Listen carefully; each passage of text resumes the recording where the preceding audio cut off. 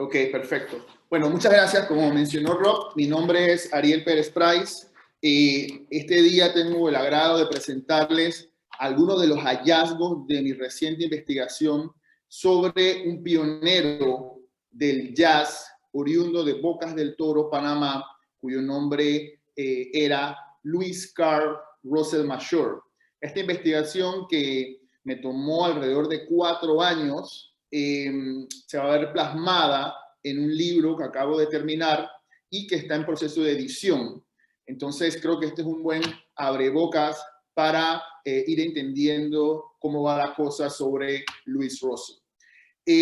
Yo creo que lo primero que debemos entender para poder poner la conversación en contexto es repasar rápidamente quién fue Louis Russell y por qué es importante para Panamá, para Bocas del Toro y para el jazz.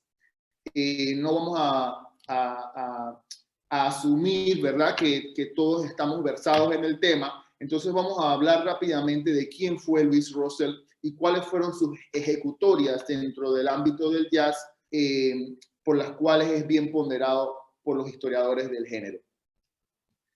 En el año 1921, un joven de 19 años, oriundo de Bocas del Toro, llega a New Orleans. Esta es una carta, la que vemos aquí a mano izquierda, recientemente ubicada dentro del proceso de investigación en los archivos de la Universidad de Tulane, en New Orleans. En esa carta, Louis Russell, de su puño y letra, le escribe al profesor John Robichaud. Él le dice, bueno, soy un extranjero en estas tierras, nos introdujo su baterista o su percusionista, al que apodaban Happy. Yo solía ser un líder de orquesta en mi país natal, en Panamá, en Colón, y ahora estoy acá en New Orleans. Y sigue Louis Carl relatando, escribiendo su nota diciendo que le interesaba formar parte de la orquesta de Robichaud.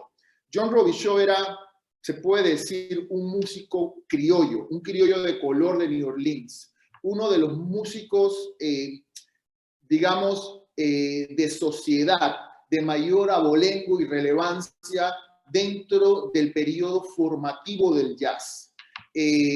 Sus músicos se distinguían por saber leer música a primera vista y también por, de alguna manera u otra, preservar ese legado criollo que estaba bien fundamentado en la educación musical. Para el momento que llega Louis a New Orleans, ya había hecho eclosión esa nueva música producida por los negros de New Orleans y que eventualmente llevaría el nombre de jazz. Robichaud comienza a incorporar a su orquesta a músicos de Uptown, músicos negros de New Orleans, que tocaban de oído y que estaban liderando esa nueva revolución musical. Russell no llega a terminar tocando en la orquesta de Robichaud, pero un año después termina en el Tom Anderson's Café.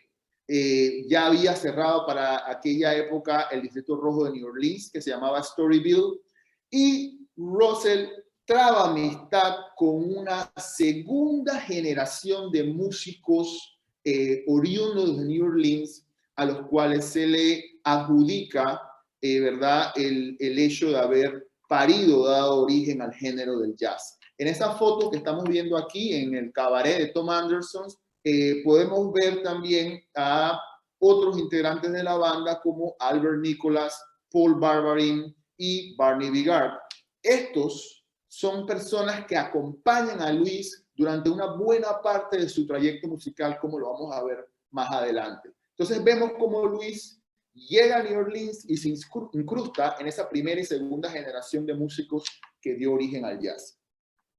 En 1924 se traslada a Chicago.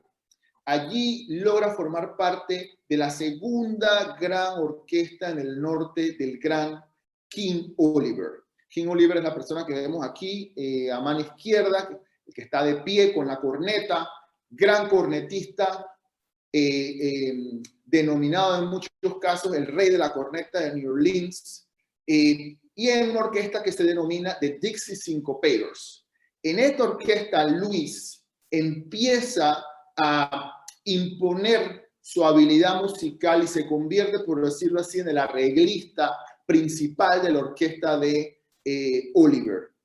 También es importante su periplo por Chicago, porque en el año 1926 realiza su primera grabación, la primera de un panameño en el extranjero, digo yo, en el año 1926. Su título era Sweet Muntas.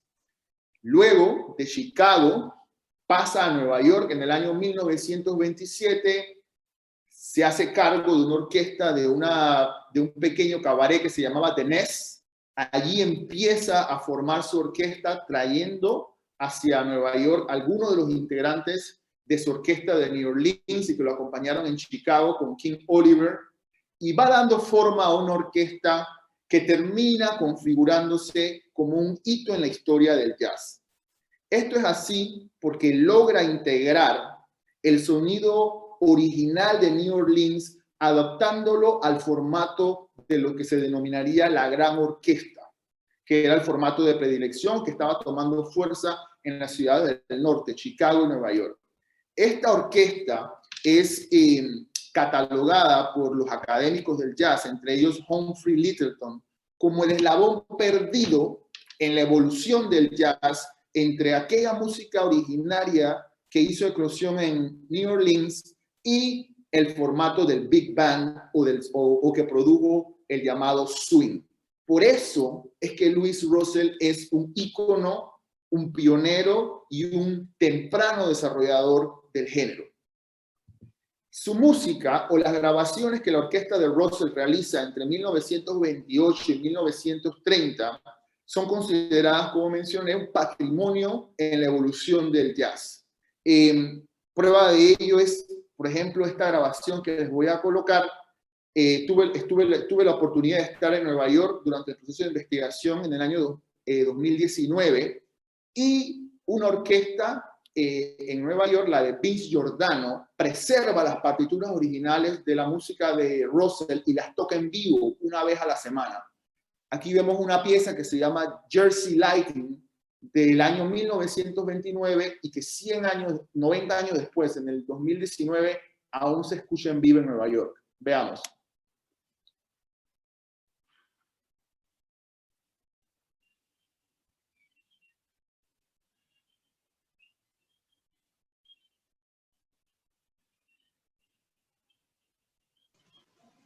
Se ve, pero no se escucha. Digo, yo no lo estoy escuchando. ¿Lo escuchan ustedes?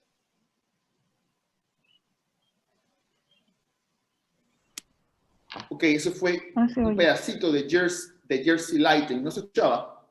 No, no se escuchaba. No. Ok, lástima que no se escuchaba. Bueno, ese era Jersey Lightning en vivo, año 1929. Se lo vamos a pasar en vivo en el año 2019. Ok, se lo pasamos por correo, correcto. Luego de eso, Luis inicia una colaboración con el grandísimo Louis Armstrong, muy conocido por esta colaboración que se extiende desde 1935 hasta 1943, donde Louis básicamente toma las riendas o es el director musical de la orquesta de Louis Armstrong, además de ser su pianista, y se extiende esta colaboración por un periodo casi de 8 años hasta el año 1943. Mucha gente comete el error de pensar que Louis Russell es un protagonista del género por esta colaboración con el grandísimo Satchmo. Sin embargo, como ya mencionamos, su aporte al género viene de antes, ¿verdad? O se formalizó mucho antes.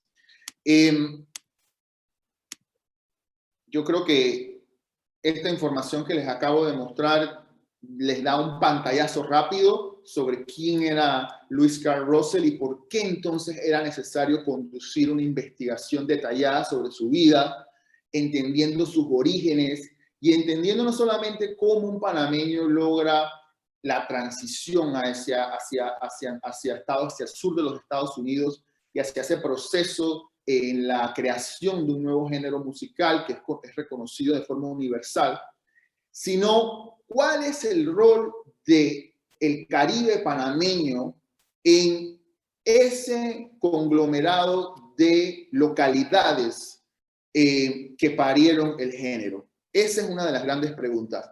¿Panamá es parte de ese circuncaribe que dio origen al jazz? Mi respuesta o mi análisis es que sí. Veamos por qué. Louis Russell nace en Bocas del Toro en el año 1902, en pleno conflicto de la Guerra de los 1000 días. Bocas del Toro era ya un puerto internacional desde el año 1890. Para el año 1899 se llega a un pico en las exportaciones producto de la fundación o la incorporación de la United Fruit Company, una de las primeras multinacionales modernas. Bocas del Toro se volvió un foco de migración, pero dentro de los cuales tenían un rol protagónico una élite negra a la que se denominaban los criollos de Bocas del Toro. Louis Russell, según la tradición oral que aún existe en Bocas del Toro y que hemos podido recuperar, nació en la casa, en Cayo Carenero, ubicado exactamente al frente, al frente de Isla Colón. Como mencioné, Russell era un criollo. Los criollos de Bocas del Toro eran básicamente una población que era descendiente de los colonos británicos que poblaron el litoral y sus esclavos. Esa población negra y mulata también se le añadió una migración de libertos provenientes de San Andrés y Providencia y configuraron una población pesquera, principalmente de la tortuga carey.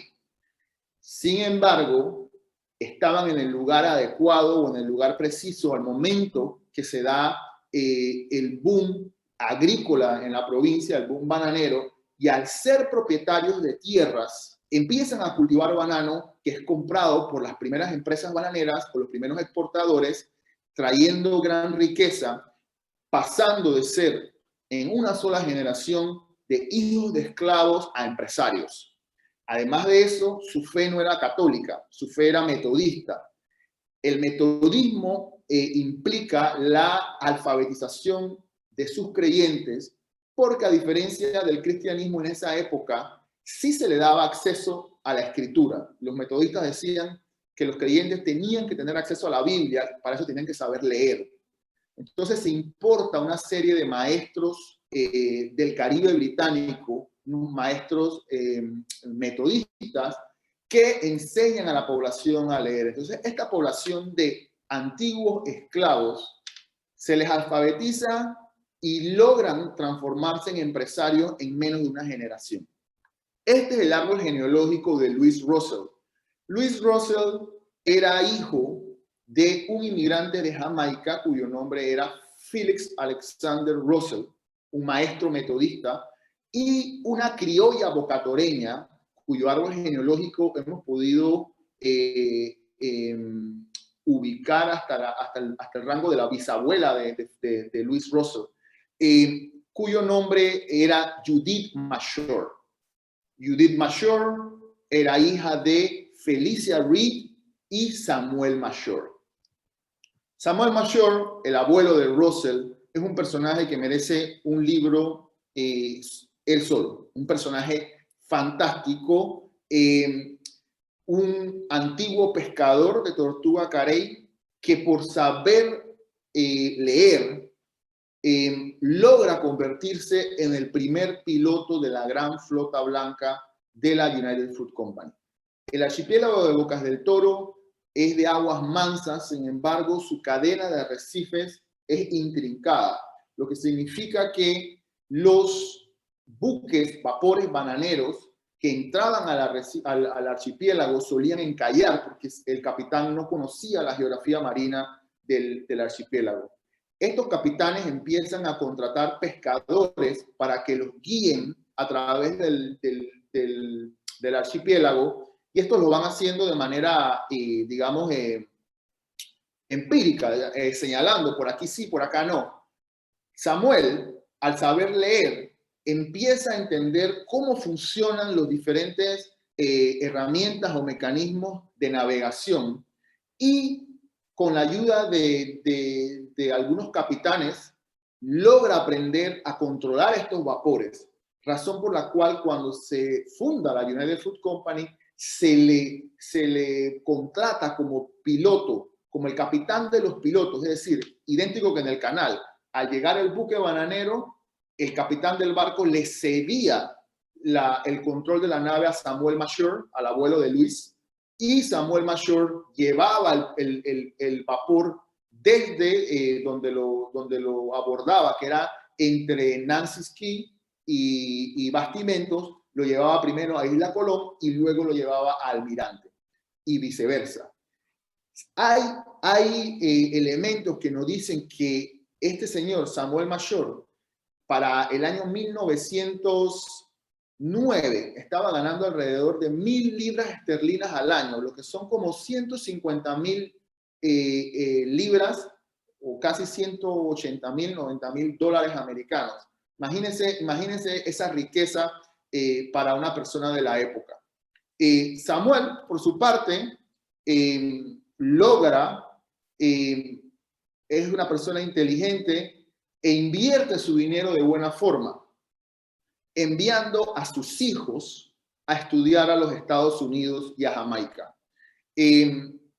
Como mencionamos, la madre de Russell, la hija de Samuel, se llamaba Judith Mashore. Judith Mashore, en el año 1899, junto a su hermana Marcelona, parte hacia el Spelman Seminary for Women and Girls en Atlanta, Georgia. Ella llega allí en el año 1899 y se mantiene allí hasta el año 1901. Aquí tenemos algunos de los registros que encontramos sobre ella y si lo ven de manera interesante, está inscrita como Judith Russell, lo que quiere decir que ella ya estaba casada con Felix Alexander, el papá de Luis, cuando deciden enviarla a los Estados Unidos a estudiar. Además de Judith, como dije, su hermana Marcelona también estuvo allá y su hermano Samuel Jr. estudió y Reginald Alexander, que era otro de los hermanos, estudiaron en el Atlanta Baptist Seminary, eso también una entidad bautista de los Estados Unidos en Atlanta. Entonces, estamos hablando de una población negra educada y con los bienes materiales suficientes, ¿verdad?, para considerarse una élite negra en Bocas del Toro. Lástima que no se puede escuchar el audio. Estas son dos personas que aún están vivas, que entrevisté durante el proceso de investigación. Básicamente me dicen o me cuentan sobre T.J. Russell, el papá de Luis, que era un maestro metodista, era un maestro de música, era una persona educada y que instruyó tempranamente a Luis en diferentes aspectos de la música, ¿verdad? Para poder entender cuáles son los antecedentes musicales o los antecedentes del Caribe panameño, los antecedentes de Luis Russell, hay que entender uno por uno cuáles fueron esas influencias. Mencionamos a la iglesia metodista.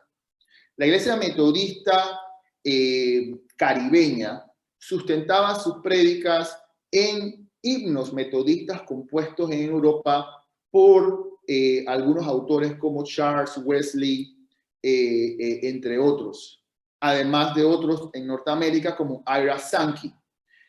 Estos himnos metodistas entran en franco sincretismo, ¿verdad?, con ritmos o dejos de carácter caribeño, produciendo una iglesia, una música, un espiritual sincrético que es muy propio del Caribe panameño y bocatoreño, también colonense, pero también obviamente del Caribe inglés. Los maestros metodistas, como es el caso del papá de Russell, inculcaban a inculcaban a sus hijos o los introducían al canto, una asignatura que era reflejo de la tradición coral británica del siglo XIX y que hacía énfasis en la alfabetización musical y el entrenamiento de las habilidades vocales.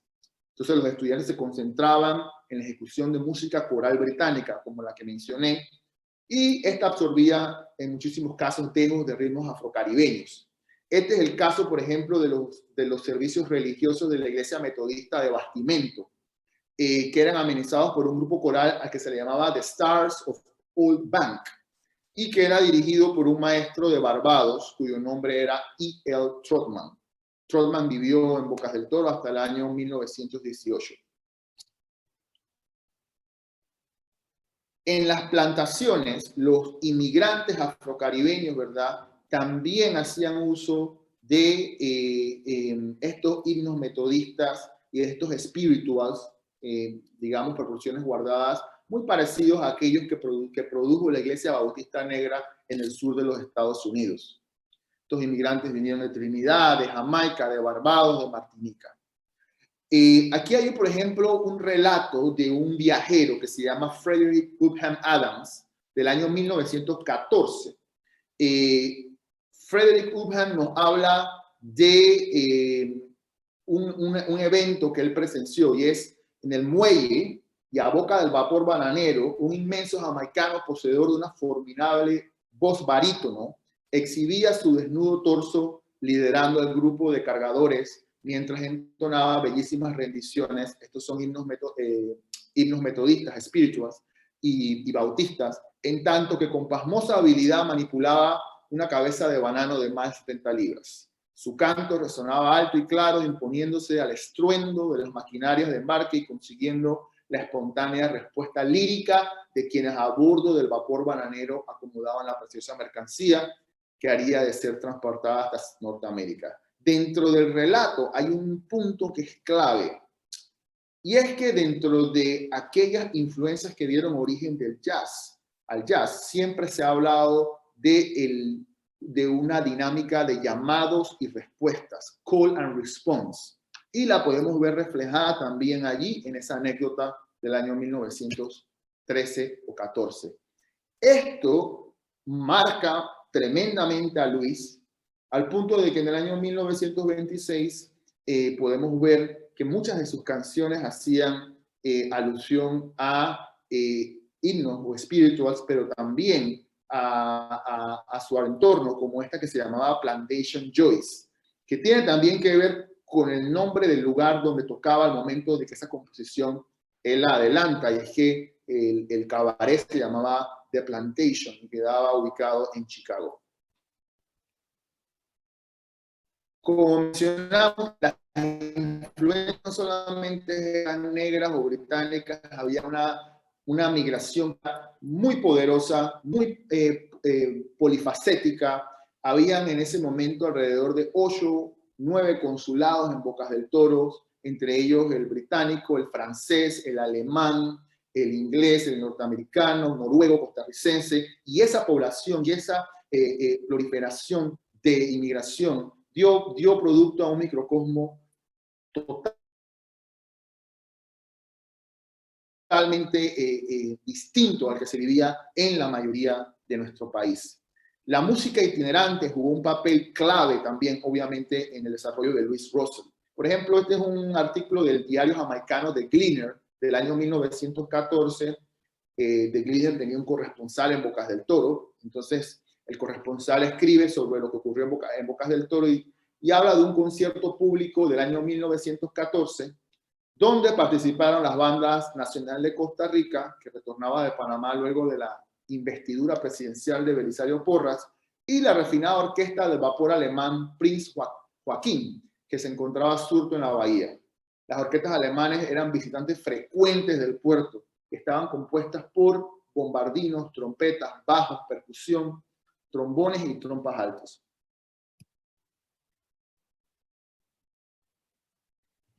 Y este es un punto que es clave. Al ser Bocas del Toro un puerto internacional, existía una conexión directa con los puertos del sur de los Estados Unidos especialmente con el puerto de New Orleans. Para el año 1898 hay registrados alrededor de 200 tránsitos directos entre New Orleans y Bocas del Toro, lo que quiere decir que había una interacción fluida, no solamente entre marineros, pero también habían músicos itinerantes. El Caribe panameño recibió desde muy temprano músicos de New Orleans, músicos de Mobile en Alabama, músicos del sur de los Estados Unidos que iban y venían en esos vapores bananeros. Por ejemplo, aquí hay una muestra de la inspección del puerto de la jefatura de resguardo, y ahí se puede ver con claridad la procedencia de los vapores que entraban a Bocas del Toro. Por ejemplo, Mobile en Alabama, New Orleans, Puerto Limón, Colón, Mobile, New Orleans, New Orleans. Y por ejemplo, se puede ver el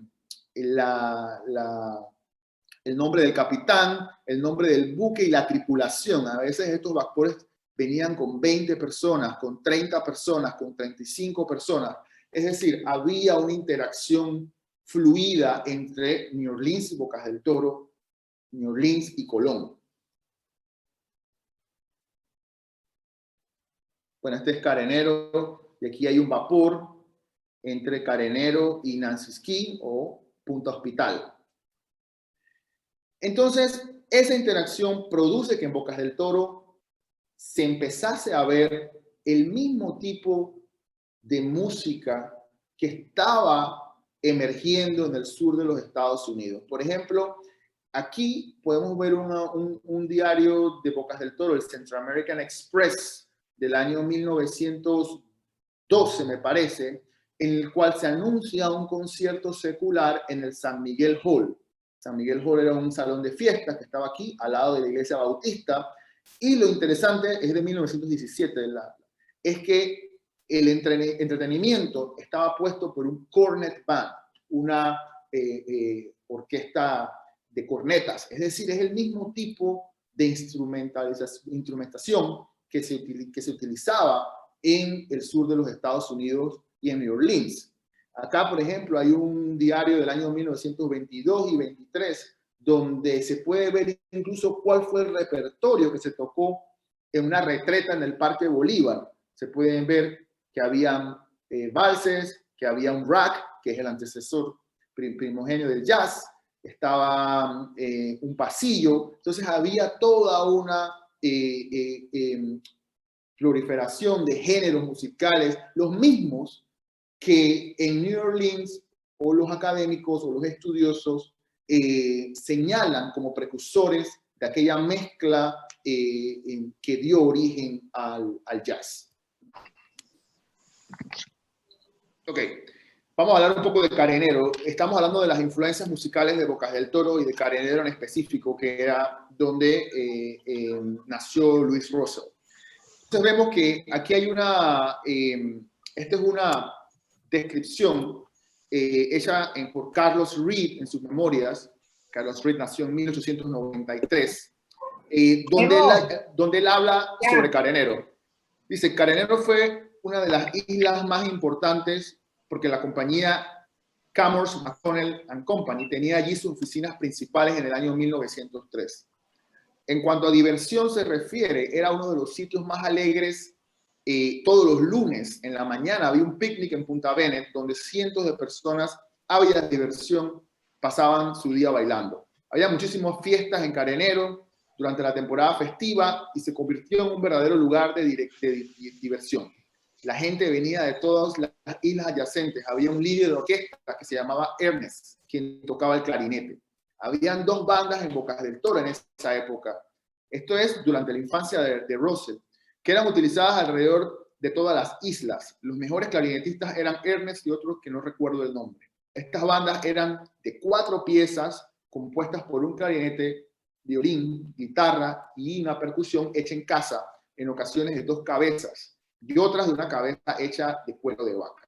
Esta es la misma composición de los pequeños cuartetos o quintetos de hot music que se les adjudica, ¿verdad?, haber sido parte en la conformación del género del jazz en New Orleans y en otros lugares. Vemos entonces seguimos avanzando. Ya para el año 1917, Luis ya es un adolescente y uno de sus principales, su principal o su primer empleo es como pianista en la sala de cine de... Seguimos avanzando. Luego de que termina su etapa en Bocas del Toro, Luis se muda a Colón. No existe nada, evidencia que lo corrobore de manera precisa, pero me parece a mí que tenía que ver con el final de la Segunda Guerra Mundial y la realidad de que sus padres querían que siguiese estudiando. Entonces lo envían a Colón, donde había una escuela secundaria regentada por maestros protestantes, que se llamaba St. George. Y estando en Colón, Luis entra en contacto con una ciudad, también portuaria, que jugó un papel clave en el desarrollo del jazz. Y es que Colón era la puerta atlántica, o es la puerta atlántica del Canal de Panamá. Tenía una conectividad mucho más profusa que Bocas del Toro con New Orleans y con Nueva York. Y nosotros vamos viendo cómo se va configurando en Colón dos pilares que son fundamentales dentro del desarrollo del jazz en el Caribe. El primer pilar es un distrito rojo al que se le llamaba Boca Grande, donde estaban todas las cantinas, donde estaban los bares, donde estaban los salones, las casas de prostitución, y que recibió una inmigración profusa del sur de los Estados Unidos y también de lugares como Kansas City, Nueva York, entre otros. Músicos, cantineros, saloneros estaban allí y trajeron consigo esa música, trajeron consigo lo que llamaban la música negra sincopada, que después se denominó jazz. Entonces ahí vemos cómo ponemos Noel Foster Stewart en su obra Las expresiones musicales de Panamá habla de que esa similitud de condiciones geográficas y socioeconómicas entre New Orleans y la ciudad de Colón, Panamá y Bocas permitió la transpolación del género musical a nuestro país simultáneamente con el desarrollo del musical en las ciudades de Chicago y Nueva York. Y es que es cierto, el jazz sale de New Orleans hacia Chicago, hacia Nueva York y simultáneamente llega al Caribe panameño de la mano de estos personajes que acabo de describir. Ariel, vamos a hacer una pausita para darle leída a algunas preguntas. Fernando, bienvenido. Millón de disculpas para todos. Pregunta Fernando, dice, dada la interconexión entre Bocas del Toro y los puertos de Estados Unidos, ¿tuvo el Jim Crow que se daba en esa época influencia en la música carrera de Louis Russell? Pero no sé si influencia como tal. Lo que sí es cierto es que Louis Russell, su madre y sus tíos que estudiaron en el sur de los Estados Unidos vivieron esa realidad, que era la total segregación de espacios públicos entre blancos y negros, que incluía parques, escuelas, trenes, entre otras cosas. Obviamente que las escuelas donde se educaron los familiares de Russell eran escuelas exclusivamente para afrodescendientes y obviamente que en muchos de los cabarets en los que tocó Russell en New Orleans eran cabarets cuya clientela era blanca y cuyo personal de la cantina, de saloneros y músicos eran los únicos negros. Entonces había una segregación profunda en el sur de los Estados Unidos a la llegada de Russell. Eso se va, digamos, matizando un poco cuando llega al norte, a Chicago y a Nueva York, donde habían, en algunos casos, clubes donde las audiencias eran mixtas. Y él forma parte de ese llamado renacimiento negro que se da en Harlem, donde habían audiencias mixtas en los cabarets de los que él fue parte, como el Savoy, entre otros.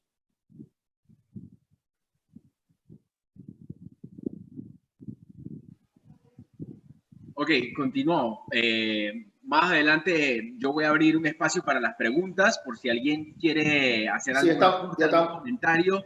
Por ahora ya, seguimos con la secuencia ya entonces. estamos en la recta final. Entonces, estábamos hablando de Colón y entonces hay una serie dentro de la investigación, yo logro ubicar una serie de datos que de manera precisa prueban esa interacción de músicos entre New Orleans y Colón.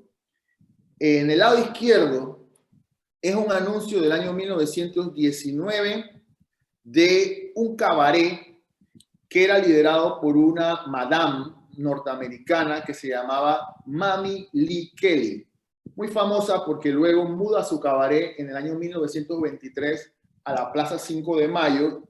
El edificio aún está en pie, se llamaba Kelly's Ritz.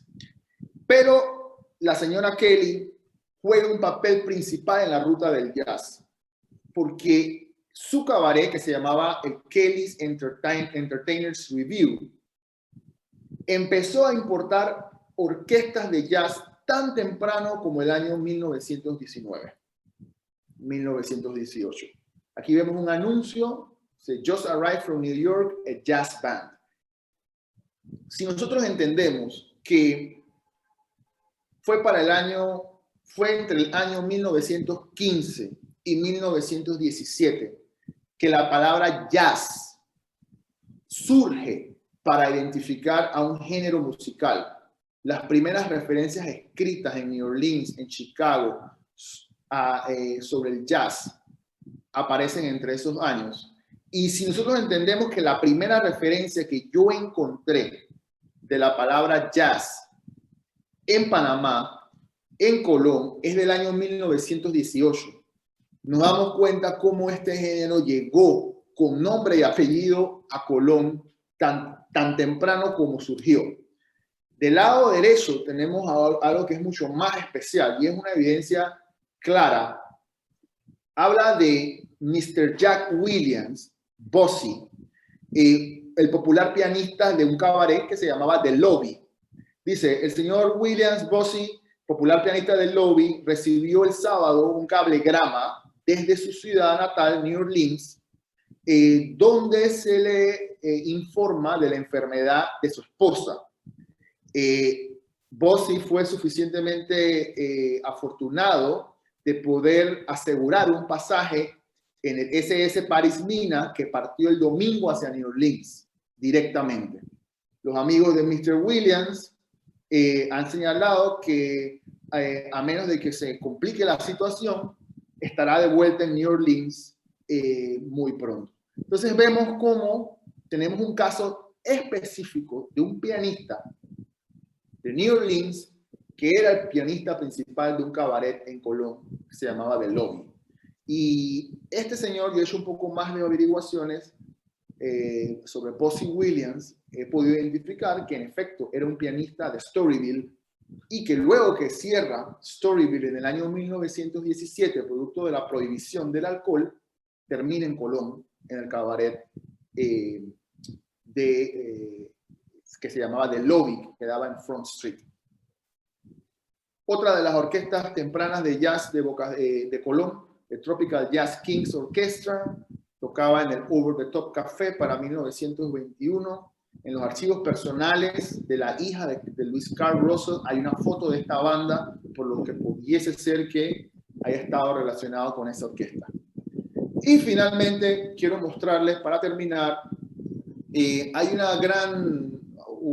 ha existido una gran discusión sobre el año de llegada de Louis a New Orleans. En algunas ocasiones, él mismo declara que en 1919, o al menos eso es lo que escriben. Muchos teóricos, muchos estudiosos. Sin embargo, este documento es prueba fundamental de que en realidad él llegó a New Orleans en el año 1921, viajó en compañía de su madre, que se llamaba Judith Masur, en compañía de su hermana menor, que se llamaba Thelma. Y mucho se habla sobre que lo que empujó la inmigración de Russell y su familia a Estados Unidos fue un supuesto premio de lotería de $3,000. él lo dice así, él dice que sí, es cierto que se ganó la lotería en Colón, pero ya nosotros vemos cómo toda la familia de Russell estaba relacionada con el sur de los Estados Unidos, y de hecho ellos viajan en el 21 y la hermana mayor de Russell, Hildred Russell, estaba o era estudiante del Atlanta University al momento que ellos viajan. Entonces, Luis iba a terminar en los Estados Unidos de una manera u otra, era su vocación, la música, por lo que este documento entonces corrobora que él partió de Colón, pasando por Bocas en el año 1921. Así termino la exposición por el momento, Rob. Si hay alguna pregunta. Sí, fantástico. Miren, yo voy a comenzar a hacer algunas preguntas a Luis.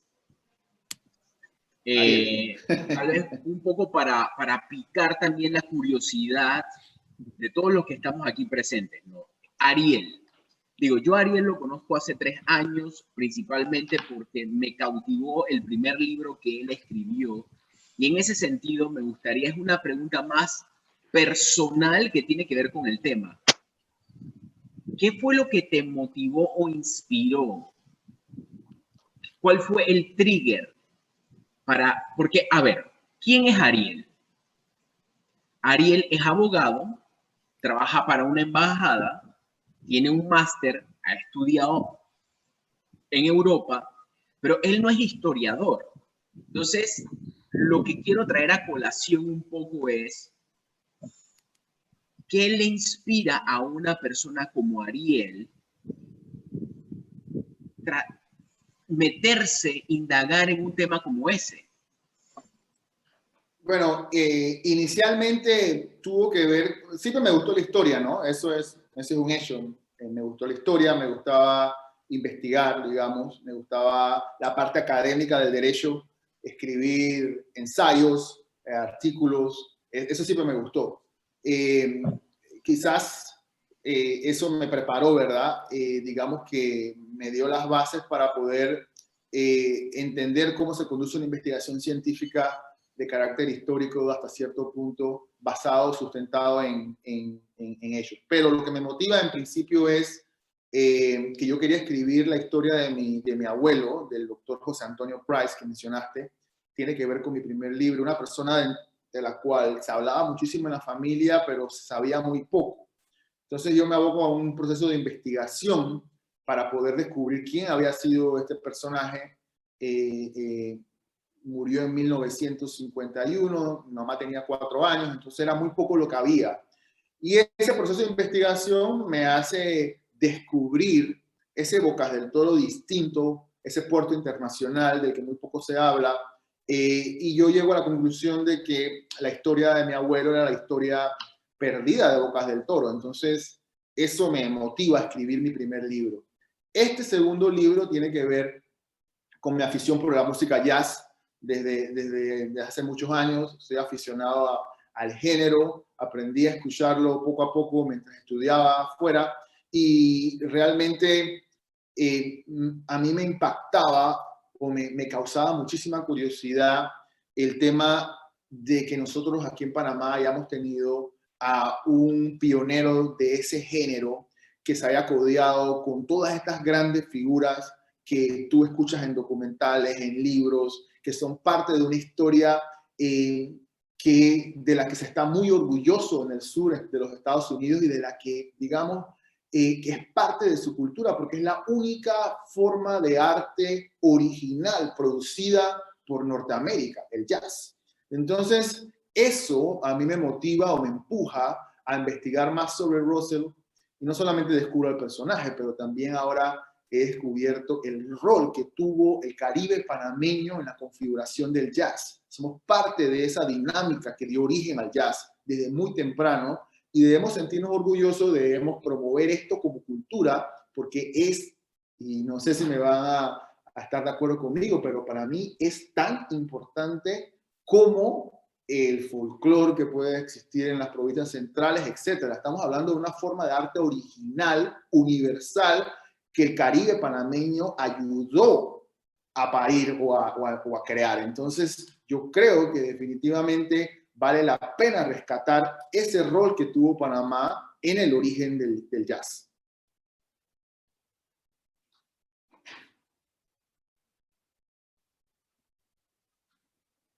Rob, estás en mute. Sí, esto es lo que pasa cuando uno vuelve otra vez a los live, ¿no? Dice Alberto Barrow, excelente abreboca el libro, estimado Ariel. Espero la edición con gran interés. Te conozco, en consecuencia sé de tu rigor investigativo. Un abrazo.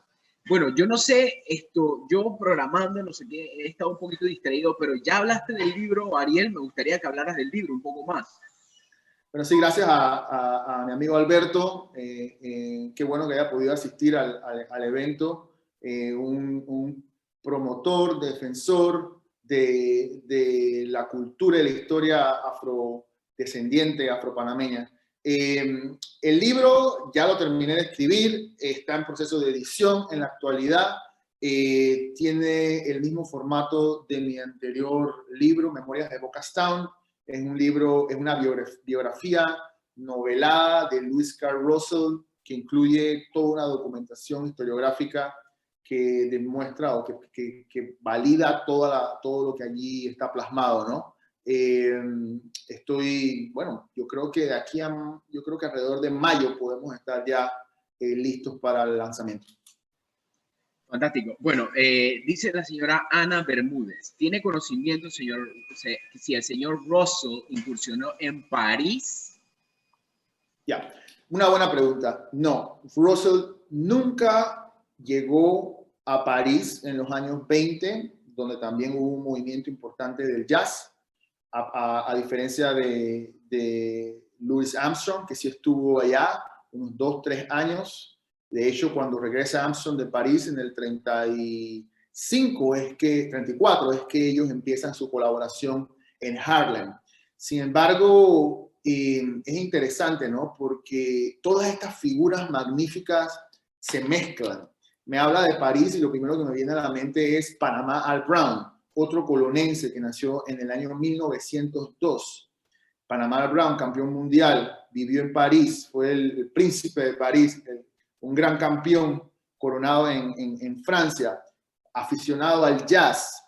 Dentro del periplo que estuvo Louis Armstrong en París, eso fue entre 1932 y el 34, Louis graba ciertos números y en una de sus grabaciones se le escucha arengar el nombre de Al Brown, All Al Brown, Panama Al Brown. Entonces, quería decir que Panama Al Brown estaba ahí en el estudio de grabación al momento que Louis estaba realizando esa grabación. Es interesantísimo porque, obviamente, Panama Al Brown y Louis Russell se conocían desde Colón, tenían la misma edad.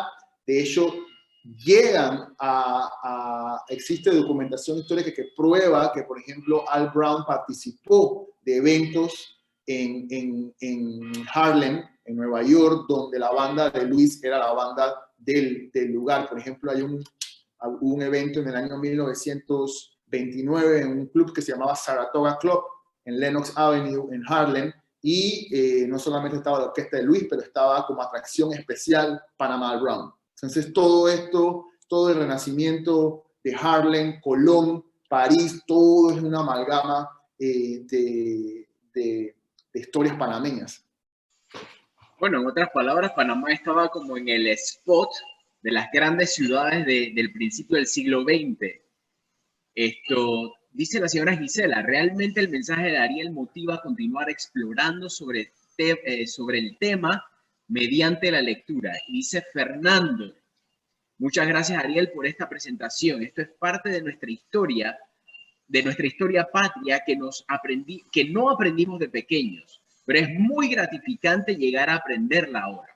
Tal como mencionas en tu primer libro, esto es parte de la historia de Bocas del Toro. Y creo que con el segundo libro expande la historia no solo de Bocas, sino también de Panamá. Muchas gracias, Ariel. Gracias a mi amigo Fernando Seldemeyer Piquer por su mensaje. Bueno, una última pregunta, tal vez un poco técnica, Ariel. Ahí Sí. está, acaba de entrar nuestro gran amigo y maestro Luis Carlos Pérez, gran saxofonista, jazzista. Ariel, desde tu perspectiva, yo sé que tú no eres músico, eres aficionado a la música, te has documentado muy bien. ¿Qué tú crees que fue lo que aportó Louis Russell en esa época para que emergiera, para que explotara, para que surgiera el jazz como género? ¿Qué fue lo que aportó como Bueno, músico, no? como músico, lo que se le reconoce a Russell es haber sido ese eslabón perdido entre la música original de New Orleans y el nuevo formato de la gran orquesta que estaba tomando posesión en las ciudades del norte, donde había una orquesta ya de gente instruida con arreglos más intricados. Entonces Luis es el que logra integrar a ese formato el sonido original de New Orleans, creando las bases de lo que se llama swing, que fue la música popular en los Estados Unidos durante los años 20 y los años 30. Esa es su gran obra dentro del universo del jazz, que no es poco. Aparte de eso, ya habrán otros que lo cubran un poco más delgado sobre el tema.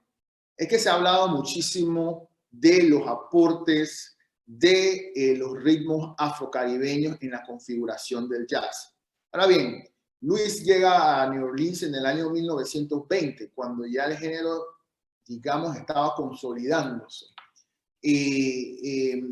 Decir que fue Russell el que trajo ese componente afrolatino que le llaman algunos de Spanish Singing, yo creo que es exagerar un poco, porque eso ya existía por una emigración cubana, haitiana, afrocaribeña que se dio durante el siglo XVIII, producto de los esclavos, y fue lo que dio origen a ese tema que luego se mezcla con los patrones europeos, con la música clásica, etc. Pero sin embargo sí era poseedor, obviamente, por conocimiento de lo que llamamos la clave, ¿no? Que es ese patrón rítmico, el llamado Big Four, y era conocido por él. Ese es el tema de la música sincopada. O sea, él no llegó a aprender a New Orleans, él llegó a integrarse con rapidez, tan rápido que luego cuando empiezan los músicos de New Orleans a emigrar a Chicago, Nueva York, lo que llaman la ruta del jazz hacia el norte, tiene un papel principal, y es el papel ese, ¿no? De haber logrado tomar ese ritmo de New Orleans e integrarlo al formato de la gran orquesta, creando el swing. Ese es su gran valor musical. Fantástico. Bueno, siempre tratamos de ser muy respetuosos con el tiempo. Vuelvo y repito, mis disculpas, hay cuestiones técnicas que se me salieron un poco de las manos. Le damos un caluroso agradecimiento a Ariel. Me gustaría, como siempre, ¿no?, hacer el reconocimiento público. Este año los live tienen un nombre. Que la historia se revele es el gran slogan que tenemos para este año, y lo que buscamos es relatar historia poco conocida, ignorada, invisibilizada, o aquella que haya pasado desapercibida, como esta que acaba de compartir con nosotros Ariel. Y por eso, pues Ariel, a través, digamos, de este reconocimiento público, este certificado, queremos darte las gracias por esta valiosa contribución, por preservar, investigar y divulgar, compartir con nosotros esa historia tan importante que nos hace muy orgullosos de ser panameños.